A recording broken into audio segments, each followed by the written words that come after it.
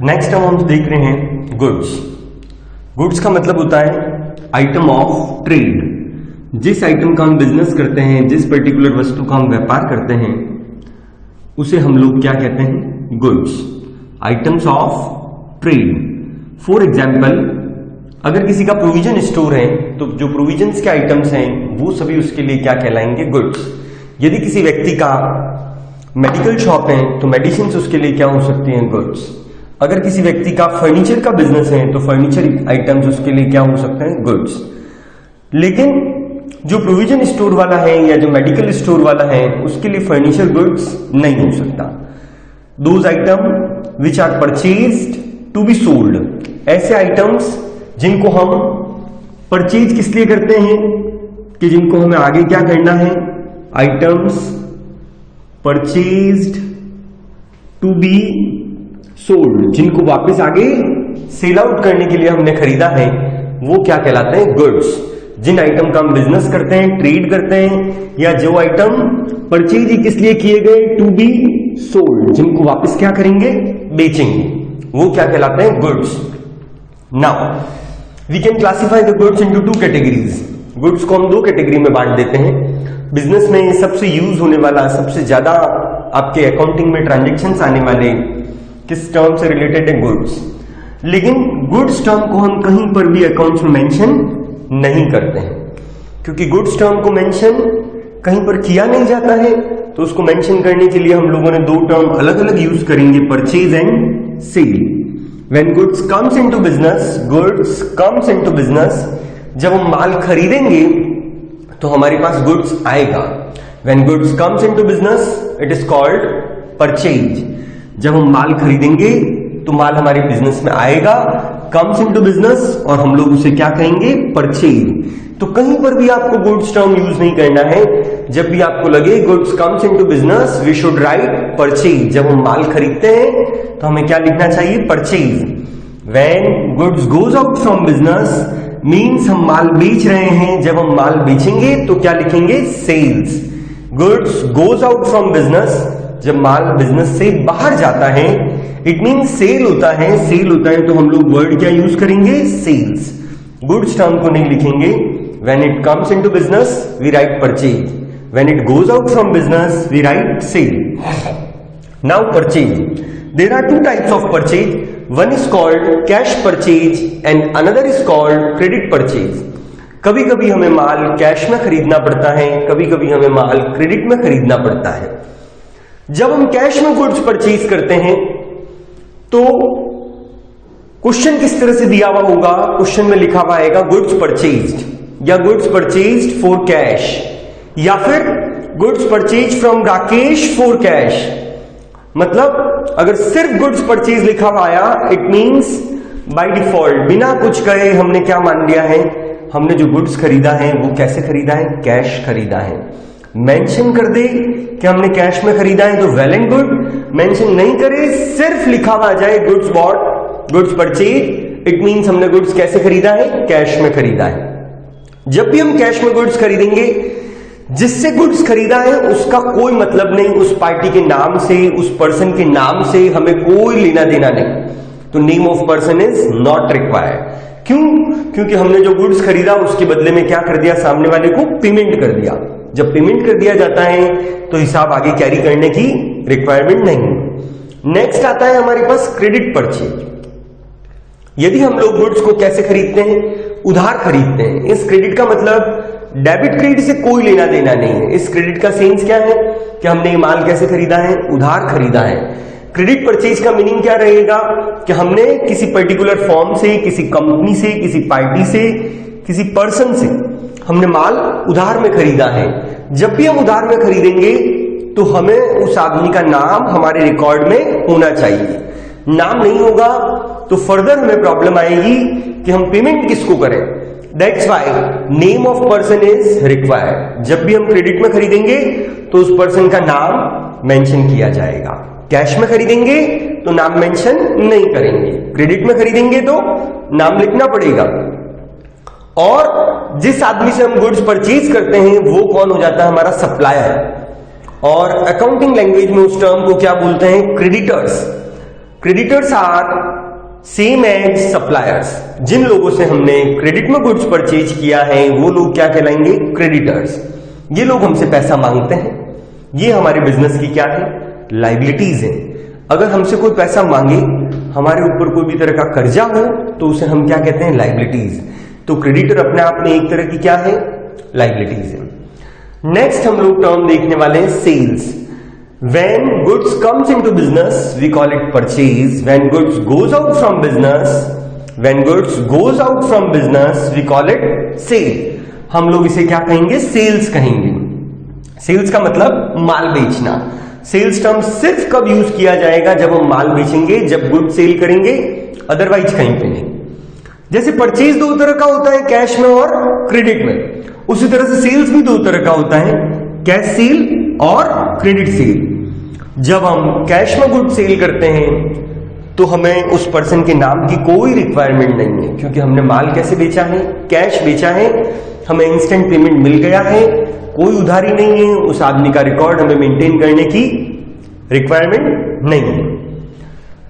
Credit sales, जब हम लोगों को माल उधार में बेचते हैं तो उन लोगों का रिकॉर्ड हमें मेंटेन करना पड़ता है, उन कस्टमर्स का हिसाब हमें मेंटेन करना पड़ता है, क्योंकि उन लोगों से हमको पैसा फ्यूचर में रिसीव होने वाला है। तो name of person is required. कब? जब हम क्रेडिट में गुड्स सेल करेंगे। कैश में सेल करेंगे तो name of person is not required. Credit में सेल करेंगे तो name of person is required. जिन लोगों को हम क्रेडिट में गुड्स सेल करते हैं वो लोग क्या कहलाते हैं? डेटर्स, या फिर उनको हम क्या कहते हैं? कस्टमर्स। जो हमारे कस्टमर्स हैं, जिनको हमने क्रेडिट में गुड्स सेल किया है, उन्हें अकाउंटिंग की लैंग्वेज में क्या बोला जाता है? Debtors. When we sell goods on credit, when we sell goods on credit to customers और consumers, those customers are known as debtors. जब हम लोगों को माल उधार में बेचते हैं और वो लोग या वो कस्टमर्स हमारे लिए क्या बन जाएंगे? डेटर्स बन जाएंगे। तो नेक्स्ट टर्म हम देखने वाले हैं year. Year is a period of 12 month. Year term हम सब लोगों ने सुन रखी है, वही टर्म है। Year means a period of 12 month. जो 12 महीने का टाइम है उसे हम 1 ईयर कहते हैं। ईयर दो तरह के हैं, एक का नाम है कैलेंडर ईयर, जो आज तक हम लोग यूज करते हैं, which start from 1 January and ends on 31 December.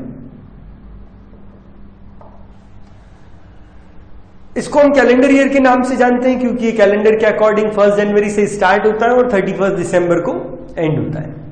Next है हमारे पास फाइनेंशियल ईयर।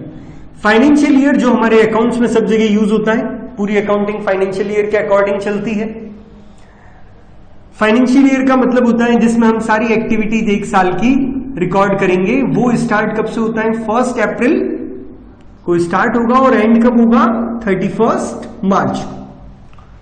फॉर एग्जाम्पल, कोई फाइनेंशियल ईयर 1 अप्रैल 2019 को स्टार्ट हुआ, it will be and on 31 मार्च 2020। तो फाइनेंशियल ईयर 1 अप्रैल 19 को स्टार्ट हुआ तो एंड कब होगा? 31 मार्च 2020 को। तो कई बार हम इसको शॉर्ट में 2019-20 भी बोलते हैं, ठीक है। तो कुल मिला के दो तरह के ईयर हैं, एक कैलेंडर ईयर और एक फाइनेंशियल ईयर। कैलेंडर ईयर 1 जनवरी से स्टार्ट होगा, एंड कब होगा? 31 दिसंबर को। फॉर एग्जाम्पल, कोई कैलेंडर ईयर 1 जनवरी 2019 को स्टार्ट हुआ तो it will be and on 31 December 2019, not on 20। तो स्टार्टिंग डेट क्या है? 1 जनवरी 2019 और एंडिंग डेट क्या है? 31 दिसंबर 2019। और फाइनेंशियल ईयर अगर 1 अप्रैल 2019 को स्टार्ट हुआ तो एंड कब होगा? 31 मार्च 2020। नेक्स्ट हम देखने वाले हैं स्टॉक। स्टॉक जैसे हम गुड्स देखते थे उसी तरह से सिमिलर टर्म है स्टॉक। स्टॉक मींस बिजनेस में जिस आइटम का ट्रेड किया जाता है, जिसको खरीदने बेचने का काम किया जाता है, जो गुड्स हमारे पास अनसोल्ड रह गया है, जो बेचने के लिए हमने खरीदा था लेकिन वो बिक नहीं पाया, unsold goods is called stock. ऐसा गुड्स जो बिका नहीं है वो क्या कहलाएगा हमारा स्टॉक। स्टॉक दो तरह के होते हैं, एक ओपनिंग स्टॉक और दूसरा क्लोजिंग स्टॉक। ऐसा स्टॉक जो बिगिनिंग ऑफ द ईयर हो, साल की शुरुआत में हमारे पास पड़ा हो, उसे हम ओपनिंग स्टॉक कहते हैं। अभी हमने इससे जस्ट पहले एक टर्म देखी फाइनेंशियल ईयर, उसमें हम लोगों ने कहा था ईयर कब स्टार्ट हो रहा है कि 1 अप्रैल 2019 को, और ये ईयर एंड कब हो रहा है 31 मार्च 2020 को। इसका इससे कनेक्शन है। ओपनिंग स्टॉक मतलब ऐसा माल जो बिगिनिंग ऑफ द ईयर हमारे पास था, मतलब 1 अप्रैल को जो माल हमारे पास था वो क्या कहलाएगा ओपनिंग स्टॉक। और जो गुड्स मेरे पास 31 मार्च को था वो क्या कहलाएगा मेरा क्लोजिंग स्टॉक। तो बिगिनिंग ऑफ द ईयर जो गुड्स हमारे पास होगा उसे हम कहेंगे ओपनिंग स्टॉक, और जो end of the year stock रहेगा उसे हम कहेंगे closing stock. Opening stock means stock at the beginning of the year, and closing stock at the end of the year। तो बिगिनिंग ऑफ द ईयर जो हमारे पास stock होगा उसे opening stock, और एंड ऑफ द ईयर जो मेरे पास stock होगा वो क्या कहलाएगा क्लोजिंग स्टॉक। अब अकाउंटिंग जो की जाती है सभी बिजनेस हाउसेस की जाती है। कुछ बिजनेस ऐसे होते हैं जहां पर ट्रेडिंग होता है, माल को खरीदना और माल को बेचना। वहां पर टोटल दो तरह के स्टॉक है, एक ओपनिंग स्टॉक और एक क्लोजिंग स्टॉक। लेकिन कुछ कंपनियां ऐसी होती है जो सिर्फ माल को ट्रेड करने का काम नहीं करती है, सिर्फ खरीदने बेचने का काम नहीं करती है, माल की मैन्युफैक्चरिंग करते हैं, माल को बनाते हैं, तैयार करते हैं। तो वहां पर स्टॉक की 3 और कैटेगरीज हैं। उसमें से सबसे पहले क्या आ रहा है रॉ मटेरियल। कोई भी अगर मैन्युफैक्चरिंग कंपनी है तो पहले सबसे पहले उसे क्या करना पड़ेगा रॉ मटेरियल परचेज करना पड़ेगा। तो जो माल बिना प्रोसेस किया हुआ है, मतलब उस पर हमें कोई अभी तक एक्टिविटी नहीं की है, ना तो उस पर कोई भी तरह के एक्सपेंसेज हमने इंकर्ड किए हैं, ना उसको तैयार किया है, कच्चा माल, वो क्या कहलाएगा रॉ मटेरियल। जब उस माल पे कुछ और हमने पैकिंग या कुछ लेबर ओवरहेड्स दूसरे कुछ खर्चे लगा दिए, माल को तैयार करना शुरू कर दिया गया, तो वो क्या बन जाएगा वर्क इन प्रोसेस। जब वो माल रेडी टू सेल हो जाएगा, बेचने लायक हो जाएगा कि अब हम इस माल को सेल कर सकते हैं, तो वो क्या बन जाएगा फिनिश गुड्स। तो जो मैन्युफैक्चरिंग यूनिट्स होती है वहां पर 3 तरह के स्टॉक होते हैं, एक रॉ मटेरियल, एक वर्क इन प्रोसेस और एक फिनिश गुड्स। लेकिन जो ट्रेडिंग यूनिट्स होती है जो सिर्फ माल को खरीदने बेचने का काम करती है, मतलब किसी एक जगह से माल को लिया और उसको आगे सप्लाई कर दिया, उन लोगों के पास स्टॉक सिर्फ 2 तरह का होगा, सिंपली इन्वेंट्री या स्टॉक के नाम से कहेंगे। जो बिगिनिंग ऑफ द ईयर होगा ओपनिंग स्टॉक, जो एंड ऑफ द ईयर होगा वो क्या कहलाएगा क्लोजिंग स्टॉक। लेकिन जो कंपनियां कोई माल का प्रोडक्शन करती है, मैन्युफैक्चरिंग करती हैं, उन लोगों के पास 3 तरह के स्टॉक ओपनिंग भी होंगे और 3 तरह के स्टॉक क्लोजिंग भी होंगे। वो 3 तरह के स्टॉक्स क्या होंगे raw material, work in process और finish goods. Raw material means जो माल अभी तक तैयार नहीं हुआ है, एकदम रॉ फॉर्म में है, वो क्या कहलाएगा raw material. Work in process मतलब रॉ मटेरियल पे हमने कुछ लेबर या कुछ एक्सपेंसेस इनकर्ड कर दिए हैं, लेकिन वो माल अभी बेचने लायक पोजीशन में नहीं है, वो क्या कहलाएगा वर्क इन प्रोसेस। तीसरा कौन सा हो गया स्टॉक जो माल बेचने लायक पोजीशन में है, जिसपे हमने सारा जो हमें प्रोसेस करना था वो कंप्लीट कर चुके हैं, वो क्या कहलाएगा फिनिश गुड्स। तो कुल मिला के 3 तरह के स्टॉक्स बताए, raw material, work in process and finish goods. Next term हम डिस्कस करने वाले हैं उसका नाम है डेटर्स। वैसे तो डेटर्स और क्रेडिटर्स टर्म को हम लोग परचेज और सेल के साथ डिस्कस कर चुके हैं, लेकिन डेटर्स और क्रेडिटर्स टर्म्स हमारी बहुत ज्यादा यूज होती है, बार बार अकाउंट्स में इनका यूज रहेगा, और इसलिए हम इसको थोड़ा सा वापस डिटेल में समझते हैं।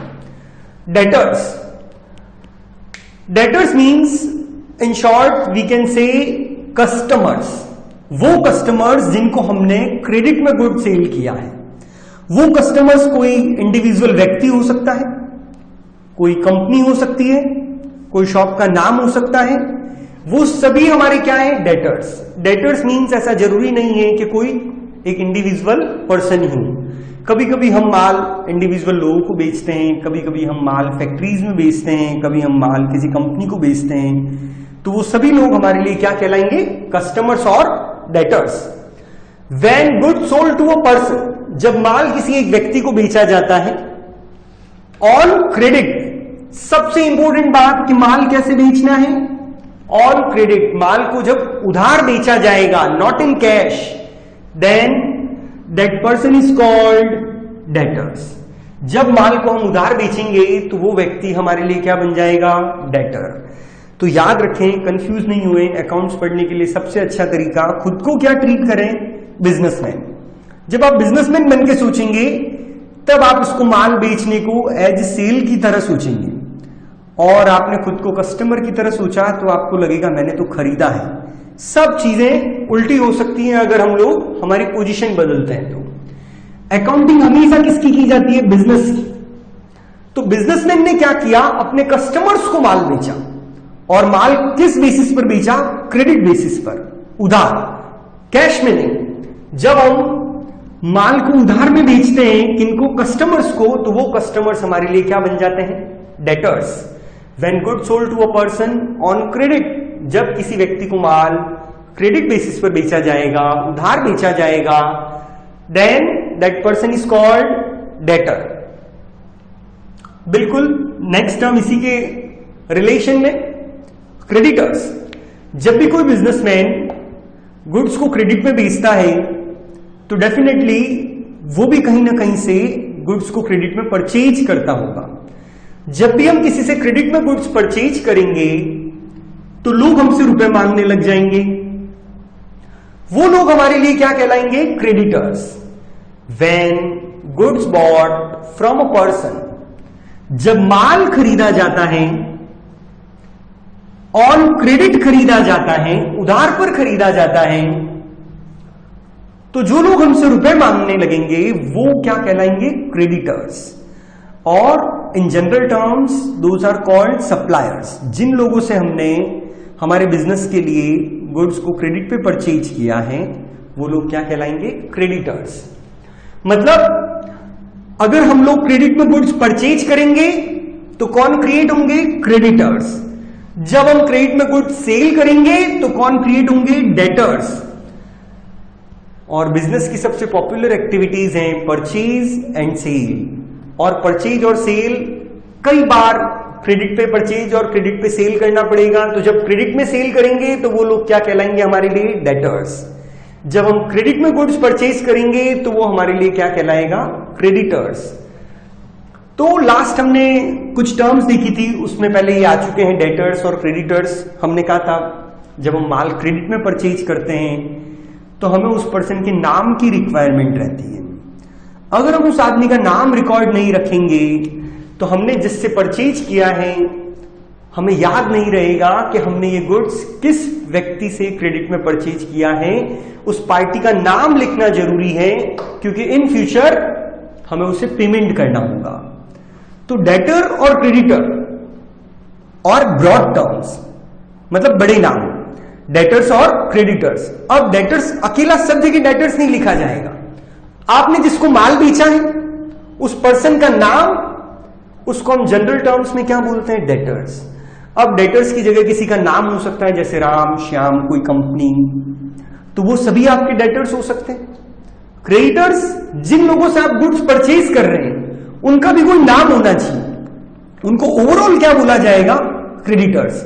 लेकिन वो सभी क्रेडिटर्स हमारे लिए क्या होंगे, अलग अलग होंगे, क्योंकि हमने उन लोगों से क्या खरीदा है, गुड्स परचेज किया है। सब लोगों का अलग अलग हिसाब मेंटेन करना पड़ेगा, इसलिए सबके नाम लिखना जरूरी है जब भी हम क्रेडिट में गुड्स परचेज करेंगे और क्रेडिट में गुड्स सेल करेंगे। Then name of party is known as either debtors और क्रेडिटर्स। जब भी हम कुछ बेचेंगे तो कौन क्रिएट होंगे, डेटर्स। जब भी हम कुछ उधार में खरीदेंगे तो कौन क्रिएट होंगे, क्रेडिटर्स।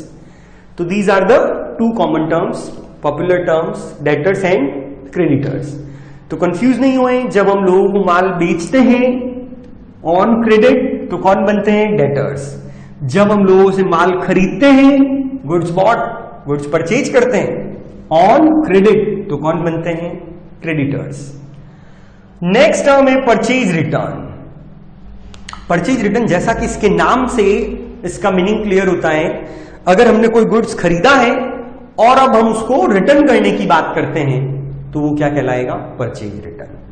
अगर हमने किसी से गुड्स खरीदा है और अब हम उसको रिटर्न करते हैं, गुड्स रिटर्न टू सप्लायर, जिससे हमने गुड्स खरीदा था उसको हम क्या करने वाले हैं? रिटर्न करने वाले हैं। तो सप्लायर या उसका नाम क्या हो सकता है? क्रेडिटर। तो परचेज रिटर्न जैसा इसका नाम वैसी इसकी डेफिनेशन। अगर हमने कुछ परचेज किया है, परचेज किया हुआ रिटर्न करेंगे तो क्या कहलाएगा? Purchase return. It's another name, it is also known as return outward.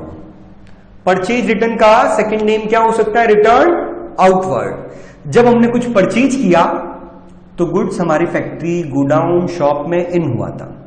अब हम उस गुड्स को क्या करने वाले हैं? रिटर्न करने वाले हैं। रिटर्न तो क्लियर है, वापस भेजना है। आउटवर्ड मीन्स बाहर भेजना है।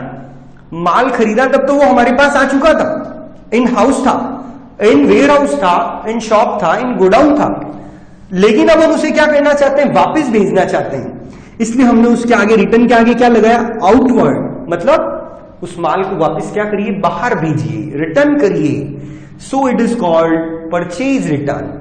और आउट कब किया जाएगा? जब आपने पहले खरीदा है तभी आप उसको रिटर्न कर सकते हैं। That's why it is called return outward. Next है हमारे पास sales return. Goods return by customer. देखो रिटर्न तो दोनों में कॉमन है, पहले हम रिटर्न कर रहे थे, इस बार रिटर्न कौन कर रहा है? Customer.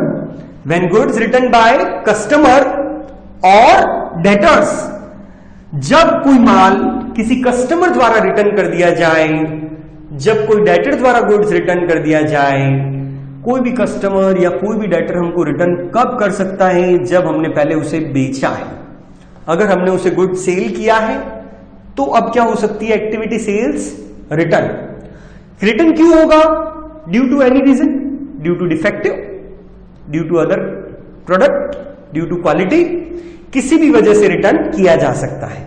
When goods return by customer, जब गुड्स को रिटर्न कर दिया जाए कस्टमर के द्वारा, it is also known as return inward. Return means तो सिंपल है, वापस आना। इनवर्ड यानी माल को जब आप वापस अपने फैक्ट्री में या गोडाउन में लेके आते हैं। क्यों? क्योंकि कस्टमर ने रिटर्न किया है। कस्टमर जब रिटर्न करेगा तो माल वापस हमारे शॉप में, फैक्ट्री में या गोडाउन में आएगा। It is called sales return और रिटर्न इनवर्ड।